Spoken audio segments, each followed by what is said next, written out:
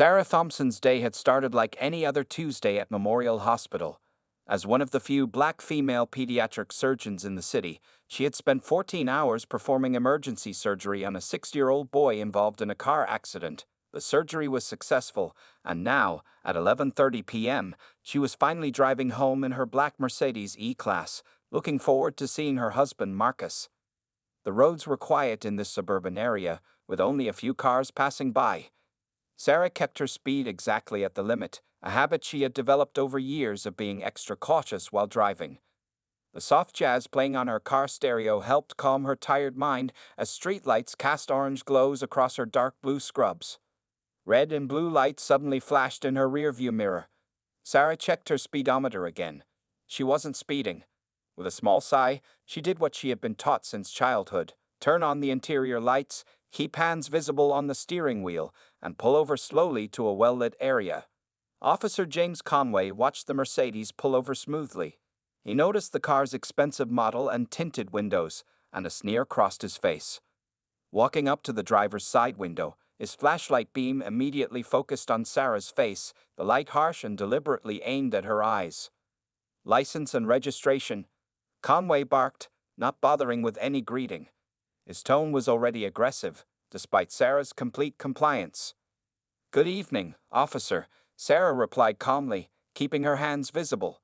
"My license is in my purse on the passenger seat, and the registration is in the glove compartment. May I reach for them?" Conway's response came with a hostile edge. "Just get them, and don't try anything funny." Sarah moved slowly, narrating her actions. "I'm reaching for my purse now." Her hospital ID badge was visible on her scrubs, and several medical certificates hung from her rearview mirror. As she handed over her documents, Conway snatched them roughly from her hand. "Dr. Sarah Thompson," he read aloud, his voice dripping with skepticism. "Right, and I'm the President of the United States." "I just finished a surgery at Memorial Hospital," Sarah explained professionally, maintaining her composure. "You can call and verify." "Step out of the vehicle," Conway interrupted, his hand moving to rest on his holstered weapon. "May I ask why, officer? I haven't violated any traffic laws." Conway's face reddened. "Are you refusing to comply with an officer's orders?" "No, sir. I'm simply asking." "Out, now!" Conway yanked open her car door. Sarah's heart raced, but she kept her movements slow and deliberate. As she stepped out, Conway roughly grabbed her arm, spinning her around to face her car. "Spread your legs and put your hands on the hood," he commanded.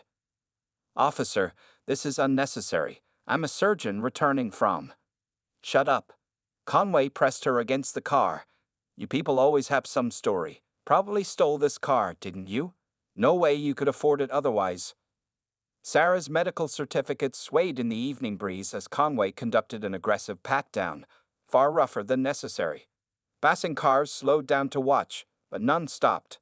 Sarah felt tears forming in her eyes but refused to let them fall. "What's this?" Conway demanded, pulling her hospital keycard from her pocket. "As I tried to tell you, I'm a pediatric surgeon at Memorial." The officer threw her hospital ID onto the ground. "Sure you are, and that expensive car. Drug money, right?"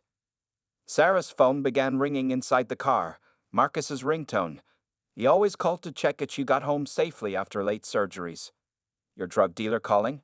Conway sneered, reaching into the car and grabbing her phone. Well, FBI Special Agent Marcus Thompson. Playing games with federal credentials now. That's a serious offense." Sarah knew she needed to stay calm, even as Conway's racism became more blatant.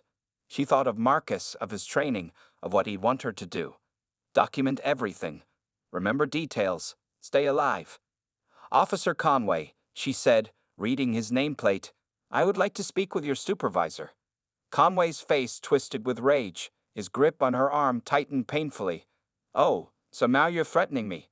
Resisting arrest?" "I'm not resisting anything. Everything is being recorded on your body cam."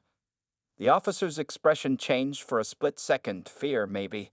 Then his grip became even tighter. "We'll see how your attitude holds up at the station." As Conway reached for his handcuffs, Sarah closed her eyes briefly, silently praying that Marcus would somehow know something was wrong. After 15 years of marriage to an FBI agent, she knew exactly what was about to happen and how to document every second of it for the lawsuit that would follow. The night air grew colder as more patrol cars arrived, their lights painting the scene in alternating red and blue. Sarah Thompson stood perfectly still, her doctor's hands pressed against her own car, while Officer James Conway made the biggest mistake of his career. Marcus Thompson sat in his FBI office, staring at his phone. Sarah hadn't answered his usual check-in call, something that had never happened in their 15 years of marriage. He dialed Memorial Hospital, his fingers drumming anxiously on his desk. Dr. Thompson left about an hour ago after completing her surgery. The nurse at the front desk told him the procedure was successful. Something wasn't right. Marcus could feel it in his gut. He opened the tracking app they both kept on their phones for safety. Sarah's location showed she was stopped on Morton Street, just 5 miles from the hospital. She should have been home by now. His phone suddenly rang, an unknown number. Special Agent Thompson, he answered, his voice tense. Agent Thompson, this is Officer Rodriguez from City Central Police Station. The voice paused. Sir, your wife is here. There's been an incident. Marcus's jaw tightened. What kind of incident? Sir, Dr. Thompson was arrested during a traffic stop by Officer Conway. She's requesting your presence and medical attention.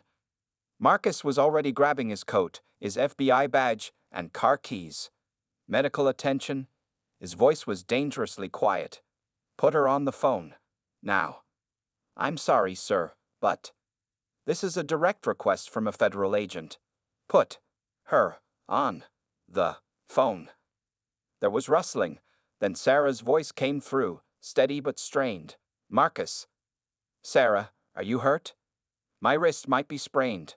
Officer Conway was unnecessarily rough during what he claims was a routine traffic stop. Her doctor's training showed in her precise description.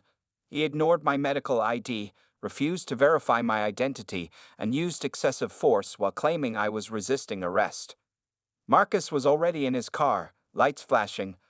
Was his body camera on? Yes, and his dash cam. Plus there were witnesses. Sarah's voice remained controlled. He made several racist remarks about my car, my profession, and even your FBI credentials. I need you to stay calm when you get here, Marcus. Everything is being recorded here too. Marcus took a deep breath. In his 20 years with the FBI, he had learned that revenge wasn't served hot. It was served through careful, methodical, legally sound actions. I'm bringing Agent Chen from Internal Affairs and Agent Williams from Civil Rights. We'll be there in 10 minutes. Don't sign anything. Don't give any statements until we arrive. When Marcus arrived at the station with his colleagues, the desk sergeant took one look at his FBI badge and expression and immediately called for the captain. The booking area fell silent as Marcus, an imposing figure in his dark suit, walked in with 2 more FBI agents. Sarah sat on a bench, her wrists visibly swollen, still wearing her surgical scrubs. Her hospital ID lay broken on the floor near her feet. Officer Conway stood nearby, looking considerably less confident than he had during the traffic stop. Agent Thompson, the police captain, hurried over. We're looking into this situation. Are you? Marcus's voice was arctic.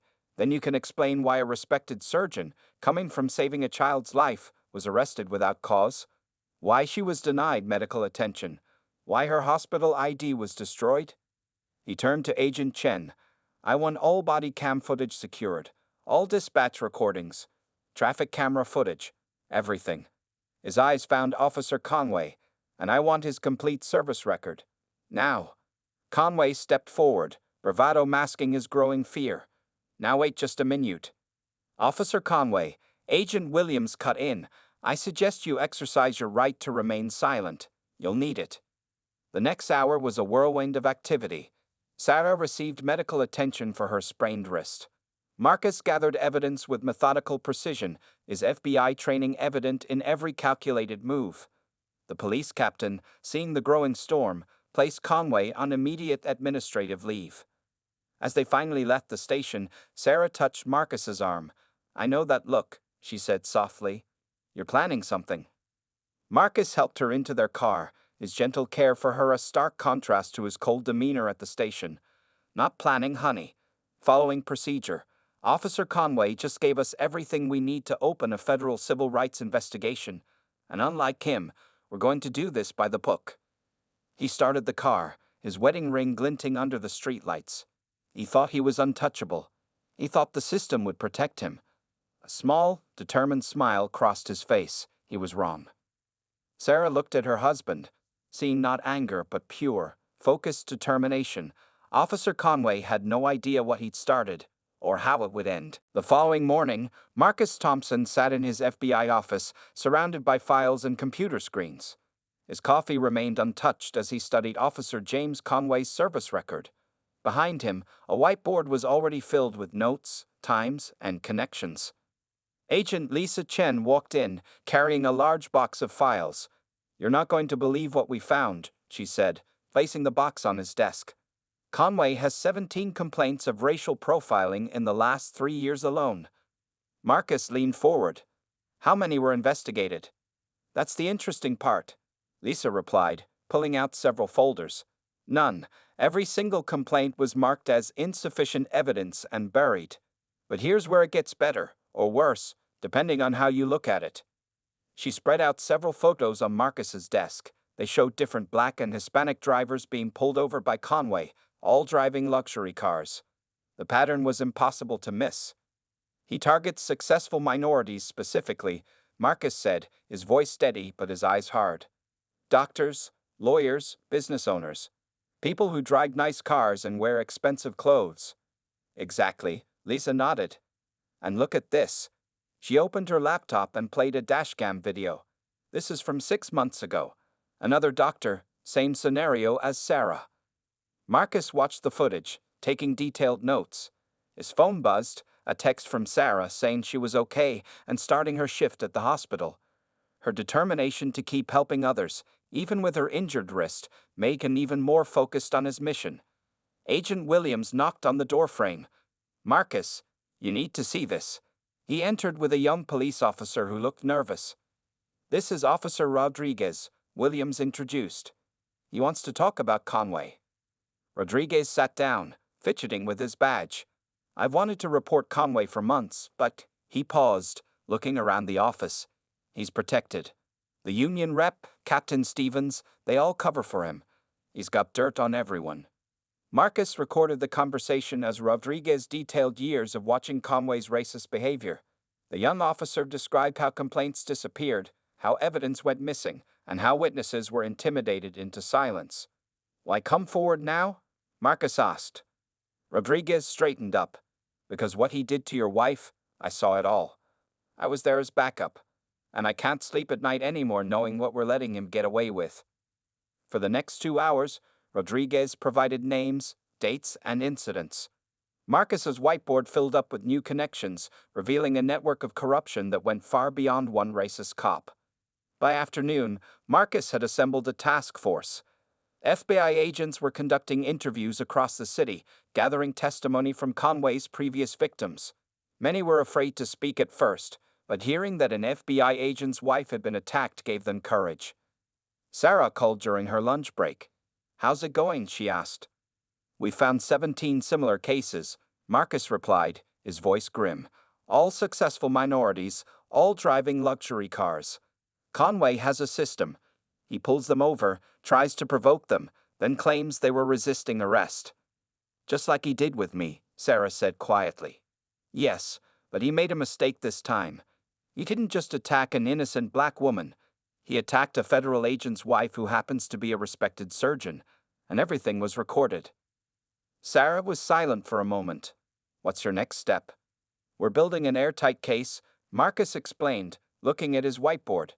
"Civil rights violations, abuse of power, false arrest, excessive force. But it's bigger than Conway now. We've uncovered a whole network of officers and officials who helped cover up his crimes." "Be careful, Marcus," Sarah warned. "Men like that are dangerous when cornered." "Don't worry," Marcus assured her. "We're doing this by the book. Every I dotted, every T crossed. When we move, they won't know what hit them."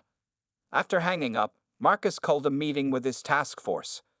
20 agents gathered in the conference room, each carrying files and evidence. Here's what we know, Marcus began, standing before a large screen showing Conway's photo. Officer James Conway isn't just a racist cop. He's part of a larger problem. And thanks to his attack on Dr. Thompson, we finally have the evidence to expose it all.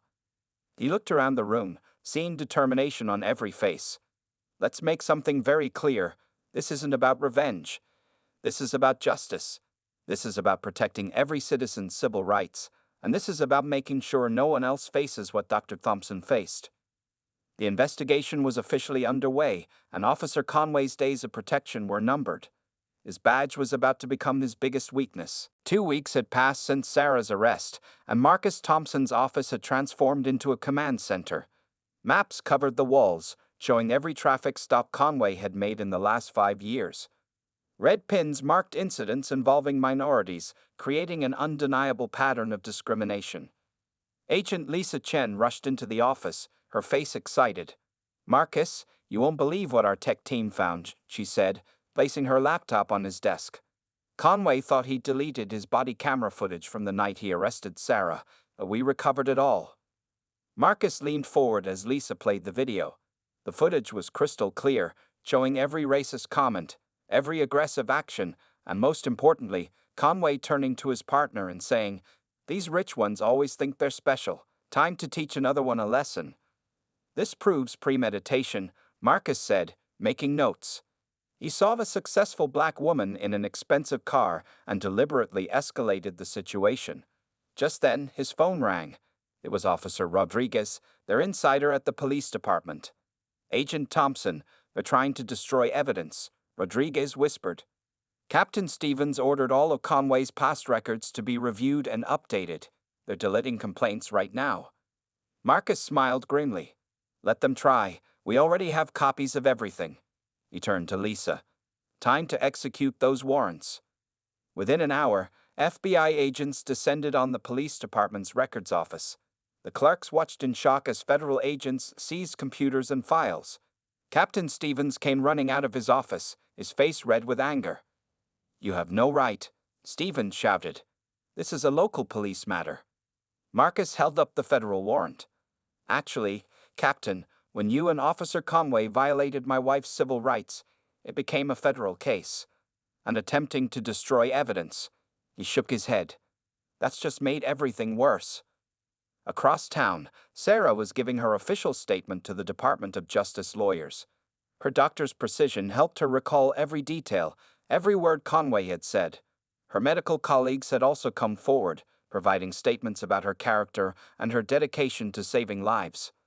"The night he arrested me," Sarah told the lawyers, "I had just spent 14 hours saving a child's life. Officer Conway didn't just attack me, he took a surgeon away from her patients." The hospital administration stepped up too, providing security footage showing Sarah leaving after surgery, still in her scrubs. Her time card, surgery records, and patient charts created an unbreakable timeline proving she was exactly who she claimed to be. Back at the FBI office, Marcus received another breakthrough. A young technician named Jimmy walked in, carrying a hard drive. "Sir, we found something in Conway's private emails," Jimmy said. "He's been part of a private online group where officers share tips about targeting minorities. They even keep score based on the value of the cars they stop." Marcus watched as Jimmy showed him the messages. Conway and other officers had been treating racial profiling like a game, competing to see who could make the most arrests. "This isn't just one bad officer," Marcus said, studying the emails. "This is systematic discrimination. How many other departments are involved?" The evidence kept building. More officers came forward, encouraged by Rodriguez's example. Security cameras from businesses along Morton Street had captured Sarah's arrest from multiple angles. Local news stations began running stories about similar incidents, encouraging more victims to speak up. Marcus's phone buzzed. A text from Sarah. "Just finished another surgery. How's it going?" He texted back, "Building an ironclad case. Conway and his friends won't know what hit them." Sarah replied with a heart emoji, then, "Remember, it's not about revenge. It's about change." Marcus looked at her message, then at the wall of evidence his team had gathered. Sarah was right. This was bigger than just getting back at one racist cop. This was about changing a broken system. Agent Williams walked in with more files. Marcus, we've got Conway's bank records. Looks like he's been receiving regular payments from a police union slush fund. Payments that increased after each complaint against him was buried. Marcus added this new information to their case board. The picture was now complete. A corrupt officer protected by a corrupt system, all of it documented and ready for prosecution. Contact the U.S. Attorney's Office, Marcus told his team. It's time to move. And make sure every piece of evidence is backed up in 3 different places. He looked at Conway's photo on the board. No more chances for anything to disappear. The case was ready. Now it was time for justice to take its course, and no badge or union could stop what was coming. Officer Conway walked into the police station on Monday morning, acting like everything was normal. Even though he was on leave, he still wore his uniform like a shield. Other officers watched him pass, but no one said hello anymore. Everyone had heard about the FBI investigation. At his desk, Conway found a note ordering him to report to Internal Affairs immediately. His hands shook slightly as he read it, but he kept smirking, believing his police union would protect him like always. "Good morning, Officer Conway." Captain Martinez from Internal Affairs greeted him coldly. "Please have a seat." The interview room felt smaller than usual. 2 FBI agents sat in the corner, silently taking notes. Conway recognized Agent Chen, who had been collecting evidence all week. "What's this about?" Conway asked, trying to sound confident. "More complaints from people who can't follow simple police orders?" Captain Martinez opened a thick folder. "Actually, we're here to discuss your interesting banking habits." She slid some papers across the table. "Can you explain these deposits that appear after each complaint against you disappears?" Conway's face turned red. "That's private information. You can't." "We can, and we did." Martinez cut him off.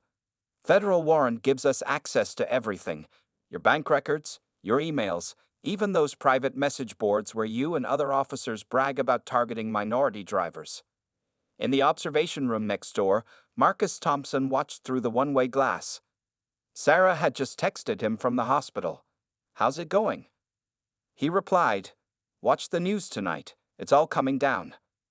Back in the interview room, Conway started to sweat as Martinez laid out more evidence. Photos of every minority driver he pulled over. Statistics showing he only stopped expensive cars driven by Black or Hispanic people. His deleted body camera footage, now recovered and showing every racist comment he'd made. "This isn't fair." Conway stood up, pointing at the FBI agents. "This is all because I arrested one doctor who thinks she's special." "Sit down," Martinez ordered. "Dr. Thompson's case just opened the door. What we found behind that door." She gestured at the mountain of evidence. "That's all you, Officer Conway." Conway's union lawyer finally arrived, looking worried as he saw all the evidence. "Don't say another word," he whispered to Conway. But Conway couldn't stay quiet. His face got redder as Martinez kept showing more proof. Email after email, video after video, witness after witness. "They don't belong in those cars," he suddenly shouted. "In those neighborhoods, someone had to teach them their place." The lawyer dropped his head into his hands. In the observation room, Marcus smiled. They had what they needed. A confession of racial bias on record. Captain Martinez stood up. "Officer James Conway, Internal Affairs is suspending you without pay effective immediately. We're also recommending termination and criminal charges." "You can't do this to me." Conway knocked his chair over as he stood. "I'm a police officer." "No," Martinez replied calmly. "You're a disgrace to the badge. And now everyone knows it." As 2 officers led Conway out, his former colleagues watched in silence. No one stepped forward to defend him. No one offered support. The wall of blue that had protected him for so long had crumbled. Marcus called Sarah with the news. "They're charging him with civil rights violations, corruption, and assault," he told her. "The union won't defend him after his outburst. He admitted targeting minorities on record." "What about the others?" Sarah asked. "The ones who helped cover up his actions?" "The investigation is expanding," Marcus assured her. 3 captains have already resigned. The police chief is under investigation. This isn't over yet. At the hospital, Sarah looked out her office window. A news van was parked outside, waiting for her statement. But she had patience to see first. Children who needed her help. "I have to go," she told Marcus. "Emergency surgery." "Go save lives," Marcus replied. "That's what you do best. We'll handle Conway and his friends." As Sarah headed to surgery, Conway sat in a holding cell, his badge and gun confiscated. His phone kept ringing, reporters wanting comments about the racist cop who finally went too far. The blue wall had protected him for years.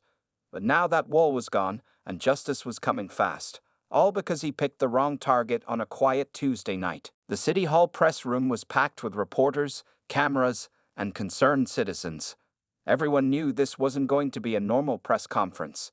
At exactly 10 a.m., Marcus Thompson walked onto the stage, followed by FBI Director Roberts and the U.S. Attorney. Large screens behind them lit up, showing a map of the city with hundreds of red dots. Each dot represented one of Conway's racially motivated traffic stops. The room fell silent. 3 weeks ago, Marcus began, his voice steady and professional. Officer James Conway illegally arrested Dr. Sarah Thompson, a pediatric surgeon, while she was driving home from saving a child's life. Today, we're going to show you that this wasn't an isolated incident. He clicked a remote, and Conway's body camera footage from Sarah's arrest played on the screens. The audience gasped at Conway's racist comments and aggressive behavior. Several reporters started taking photos of the screens. But this is just the beginning, Marcus continued. He showed more videos, more evidence. Over the past 5 years, Officer Conway targeted 247 minority professionals driving luxury vehicles. Doctors, lawyers, business owners, all subjected to illegal stops and harassment. The U.S. Attorney stepped forward. "We've uncovered a scoring system." She displayed the recovered emails. Officer Conway and several other officers treated racial profiling like a game. They earned points based on the value of the cars they stopped, but only if the drivers were minorities. Reporters' hands shot up, but Marcus wasn't finished. He showed bank records next. Every time someone filed a complaint against Conway, it mysteriously disappeared. Now we know why. He pointed to the financial records. Money was paid from a secret police union fund to make complaints go away. 3 police captains and several internal affairs officers received similar payments. In the hospital cafeteria, Sarah watched the press conference on TV while eating lunch with her colleagues. Other doctors and nurses gathered around, many of them sharing their own stories of being profiled by Conway. Dr. Thompson, a young resident, asked, "Weren't you scared to stand up to him?" Sarah smiled gently. "Sometimes you have to be brave not just for yourself, but for everyone who comes after you." Back at the press conference, Marcus revealed more evidence. Text messages between Conway and other officers joking about their targets. Security camera footage showing Conway following expensive cars driven by minorities, waiting for any excuse to pull them over. This wasn't just one racist officer, Marcus explained. This was a system designed to harass successful minorities. A system that assumed if you were black or Hispanic and driving a nice car, you must be a criminal. The FBI director took over, announcing that the investigation had expanded to 3 other police departments in neighboring cities. Officer Conway's arrest of Dr. Thompson didn't just expose one corrupt officer. It exposed a culture of racism and corruption that we intend to root out completely. Reporters started asking questions rapid fire. How many officers are involved? Will there be more arrests? Did the police chief know about this? Marcus held up his hand. "We've already arrested 12 officers. More arrests are coming." As for the police chief, he paused, looking directly at the cameras. His resignation letter was received this morning. In the back of the room, Officer Rodriguez watched quietly. His decision to come forward had helped break the case open. Marcus acknowledged him with a small nod. The U.S. Attorney made the final announcement. Officer James Conway and 15 other individuals will face federal charges including civil rights violations, corruption, and conspiracy. The maximum sentence for these crimes is 25 years in federal prison. As the press conference ended, Marcus's phone buzzed. A text from Sarah. "Just watched everything. You did good. Having dinner with some of Conway's other victims tonight. They want to start a support group." Marcus smiled. Sarah had turned her trauma into something positive, helping others heal. That was who she was, always thinking of others. Outside City Hall, protesters who had gathered to demand justice were now celebrating. Signs reading, "Stop Police Racism" and "Justice for Dr. Thompson" waved in the air. Conway watched the press conference from jail on a small TV. His face grew paler with each new piece of evidence.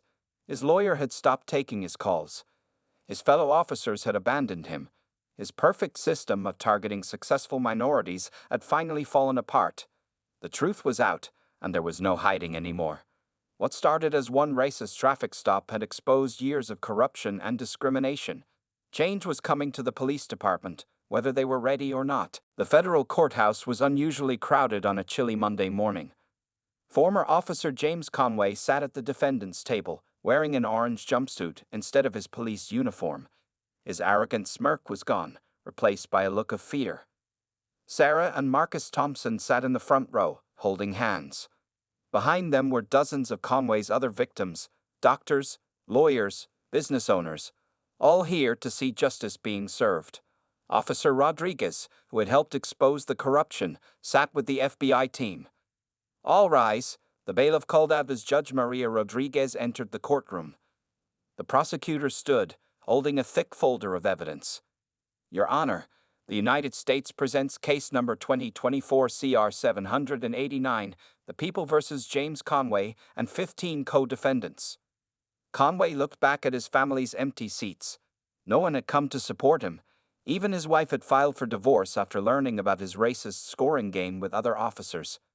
"Mr. Conway," the prosecutor began, "you're charged with multiple federal civil rights violations, corruption, assault, and conspiracy. How you played?" Conway's new public defender, his expensive union lawyer, had quit, stood up. "Your Honor, my client wishes to change his plea to guilty." A wave of whispers swept through the courtroom. Sarah squeezed Marcus's hand tighter. "The defendant's previous denials of wrongdoing are well documented," Judge Rodriguez said sternly. "Why the change, Mr. Conway?" Conway stood slowly, his chains rattling. I understand what I did was wrong." His voice shook. "I let prejudice and power corrupt me. I targeted innocent people because of their race." The judge studied him carefully. "Are you making this statement of your own free will?" "Yes, Your Honor." Conway looked down. "The evidence is clear. I can't hide anymore." The prosecutor presented the plea deal. Conway would serve 15 years in federal prison, lose his pension, and be banned from ever working in law enforcement again. He would also have to publicly apologize to each of his victims. One by one, Conway's former police colleagues were brought in. Some pleaded guilty, others fought the charges. But with mountains of evidence against them, their defenses crumbled quickly. During a break, Sarah stepped outside for air. A young black medical student approached her. "Dr. Thompson," the student said shyly, "I wanted to thank you. Conway used to harass me on my way to medical school. I was afraid to report it. But after your case," she smiled, "I'm not afraid anymore." Inside, Marcus watched as more officers confessed their roles in the corruption. The police chief admitted to covering up complaints. Internal affairs officers acknowledged taking bribes. The blue wall of silence had finally cracked.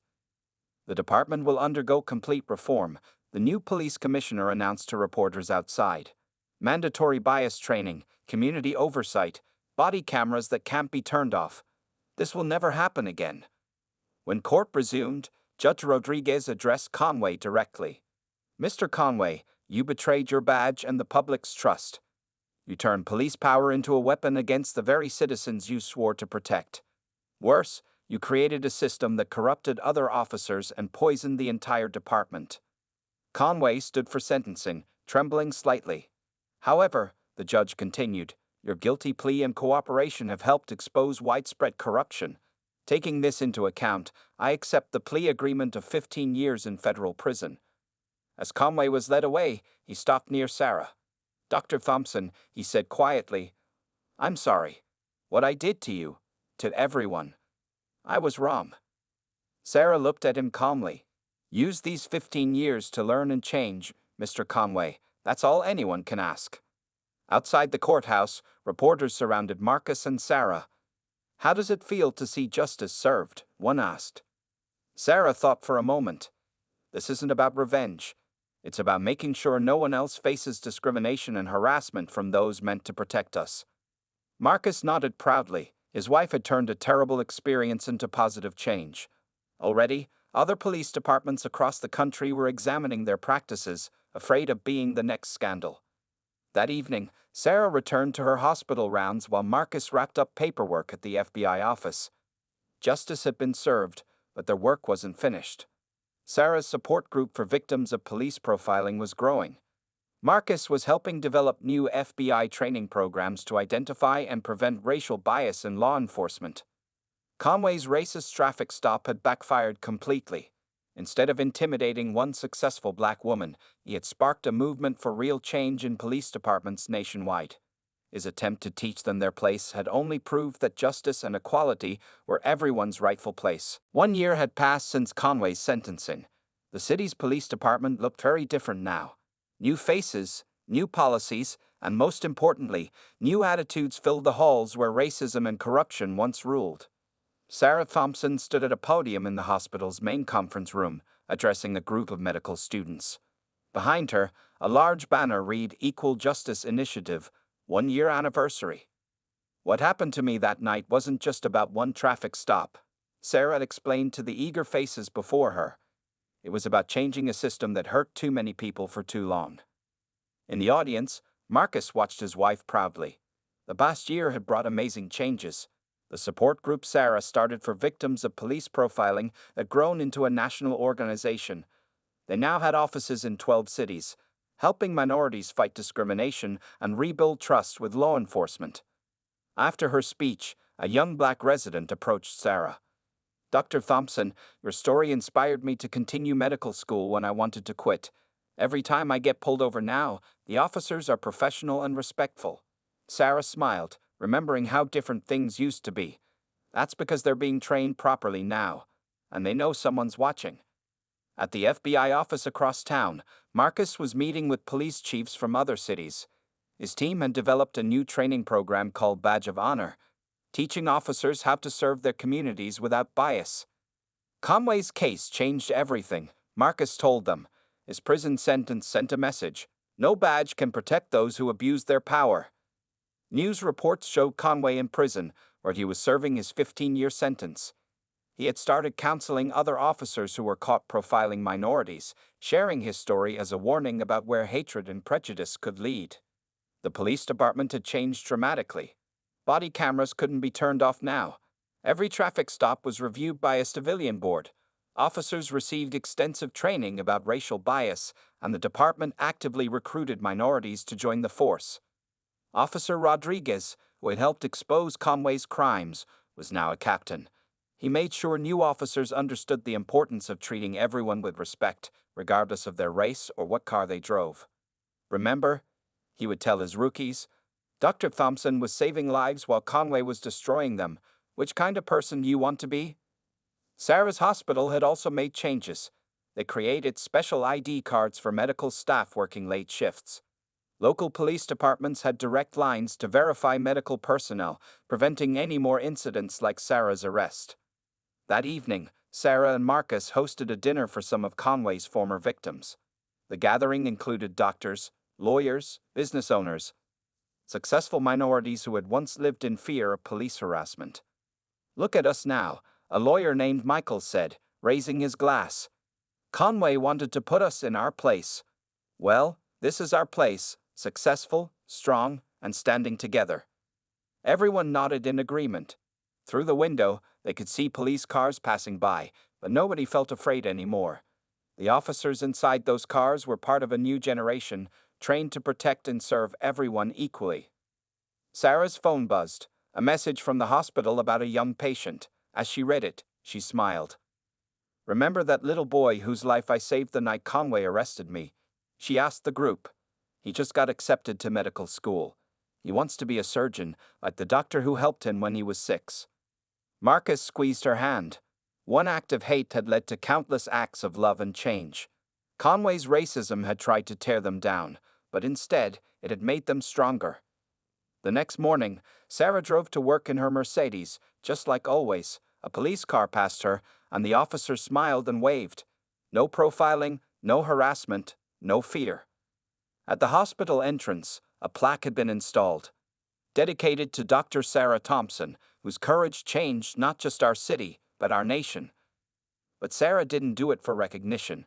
She did it because sometimes justice needs a spark to light the way forward. Conway had tried to teach her her place, never realizing that her place, and everyone's place, was wherever their dreams and hard work could take them. The city had learned its lesson. The police department had transformed. And somewhere in a federal prison, Conway had plenty of time to think about how his attempt to abuse power had instead created powerful change. Justice had been served, not just for one night, but for all the nights to come.